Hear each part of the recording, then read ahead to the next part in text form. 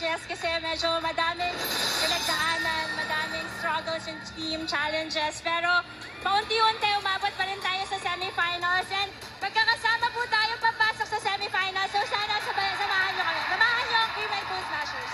Adelai, there have been doubts, but how did Creamline stay strong? How did you guys come together to get this far into the conference and even farther?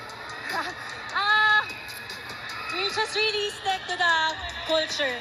I think at the end of the day, we might be struggling, but we found our footing in a very siguro challenging times, and that was our culture, to be back happy, heart strong, and just play for everybody.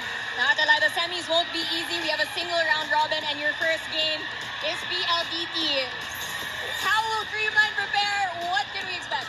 Well, in today's, siguro, after the game, siguro magpapahinga muna kami. But tomorrow in practice, for sure, yung mga coaches namin, yung magtatrabaho din naman, pati kami, para paghandaan yung mga susunod pa na laban. So, for now, we're just gonna take the win. Hopefully, it will boost our confidence going to the semifinals. All right, Adelai, San Juan City is packed with Creamline Cool Smashers fans. Please go ahead, greet them, and everyone online, go ahead.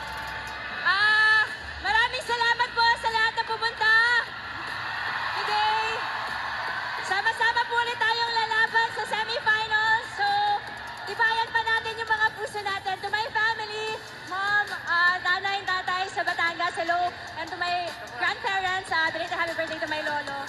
To Rebesco family, maraming salamat po. Sir Jonathan, Miss Cathy, Sir Alan, Ma'am Misan, Attorney Lily, to Alliance, my Alliance family, Hello Money family, Bello family, Andox family, Silent Tires family, maraming salamat po. And to my Nike family and to lahat po. Malapit na po ang All